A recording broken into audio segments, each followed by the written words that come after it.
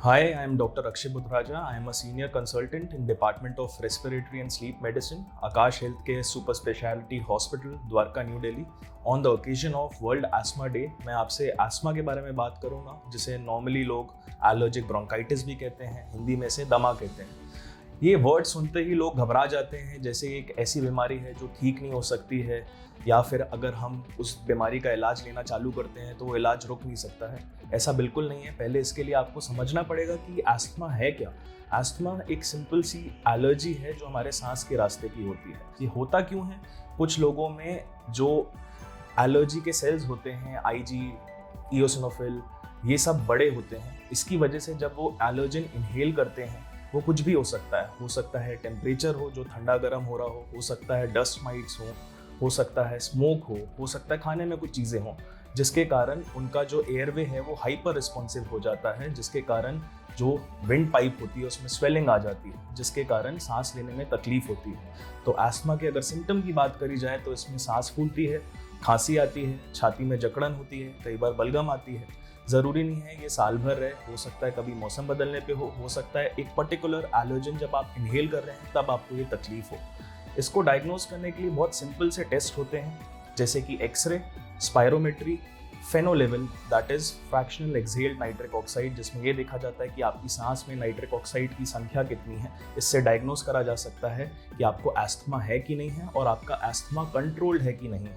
इसमें होने वाले ट्रीटमेंट्स में कुछ एंटी एलर्जिक दवाइयाँ होती हैं, कभी कभी इनहेलर देना होता है. इट ऑल डिपेंड्स कि आपके पीएफटी, पल्मोनरी फंक्शन टेस्ट और फेनो लेवल्स कैसे हैं, और आप किसी पर्टिकुलर अगर एलर्जन से एक्सपोज हो रहे हैं जिससे आप दूर रह सकते हैं तो उसे अवॉइड करना होता है. ये एक बेसिक ट्रीटमेंट होता है जिसे मेडिकल थेरेपी कहते हैं. इसके अलावा कुछ और भी ट्रीटमेंट है जो बहुत फ़ायदा करते हैं, जैसे कि इम्यूनोथेरेपी होती है, कुछ बायोलॉजिकल थेरेपी होती है.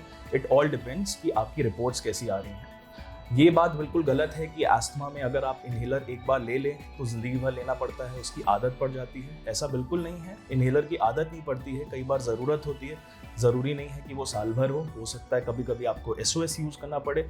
आपको इसके लिए अपने पल्मोनोलॉजिस्ट से कंसल्ट करना चाहिए, जो आपको सही गाइडेंस देंगे कि आपको इनहेलर कब लेना चाहिए, रेगुलरली लेना चाहिए या सीजनली लेना चाहिए, और साथ ही साथ एंटी एलर्जिक्स लेनी चाहिए या नहीं लेनी चाहिए. कुछ लोगों को जब वो एस्थमा के लिए इनहेलर लेते हैं उससे भी पूरा आराम नहीं आता है या कुछ दिनों के लिए आराम आता है.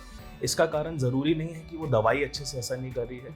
इसमें जितना इम्पॉर्टेंट है इनहेलर लेना, उतना ही इम्पॉर्टेंट है इनहेलर सही तरीके से लेना.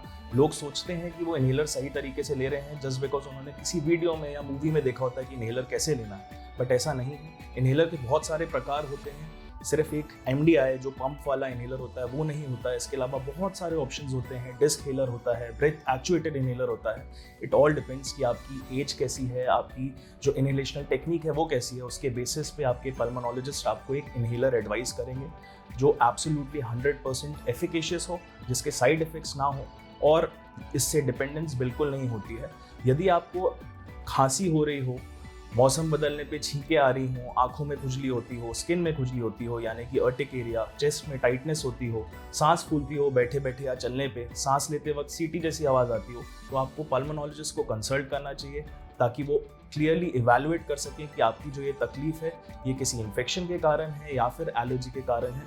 क्योंकि अगर हम इसे टाइमली ट्रीट नहीं करते हैं तो समय के साथ साथ सांस के रास्ते में रीमॉडलिंग हो जाती है, यानी कि सांस की नली जो है वो लगातार सिकुड़ी रहती है और दवाइयाँ अच्छे से असर नहीं कर पाती हैं. तो आपको टाइमली इसका ट्रीटमेंट लेना चाहिए, डायग्नोसिस बनाना चाहिए. इसके लिए अगर ऐसी कोई भी प्रॉब्लम हो तो आपको अपने पल्मोनोलॉजिस्ट से कंसल्ट करना चाहिए. Thank you.